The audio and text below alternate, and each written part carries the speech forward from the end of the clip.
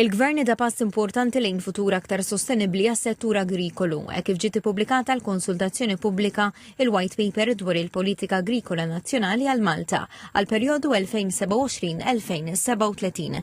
Dan id-dokument strateġiku jimmira li jindirizza wħud mill-akbar sfidi li qed jaffaċċja s-settur, fosthom il-frammentazzjoni tal-art agrikola, il-ħtieġa ta' tiġdid ġenerazzjonali u l-użu aktar sostenibbli ta' riżorsi naturali.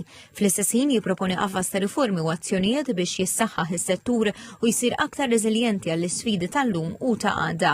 Il-politika proposti hija mibnija fuq 6 pilastri ewlenin: il-protezzjoni tal-art agrikola, it-titjib tal-professjonalizzazzjoni fis-settur, is-sem taż-żgħażagħ, ir-reżiljenza għall-isfidi tal-ilma, l-enerġija u l-klima, l-orjentazzjoni aktar b'saħħitha lejn is-suq u governanza aktar effiċjenti. F'dan il-kuntest qed tingħata importanza kbira lil ħarsien tal-art agrikola biex tibqa' tintuża għall-iskop oriġinali tagħha, filwaqt li qed jiġi mħeġġeġ investiment f'teknoloġija u innovazzjoni li jistgħu jtejbu l-produttività u jsaħħu l-kompetittività tal-prodott lokali.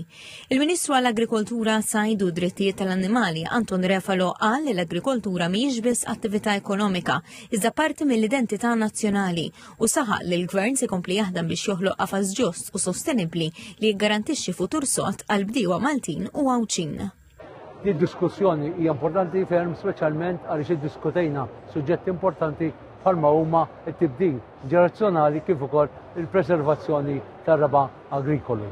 Il-konsultazzjoni se tibqa' miftuħa l 7 ġimgħat u l-partit interessati inkluż bdiewa u esperti huma mħeġġa jsemgħu leħinhom f'dan il-proċess.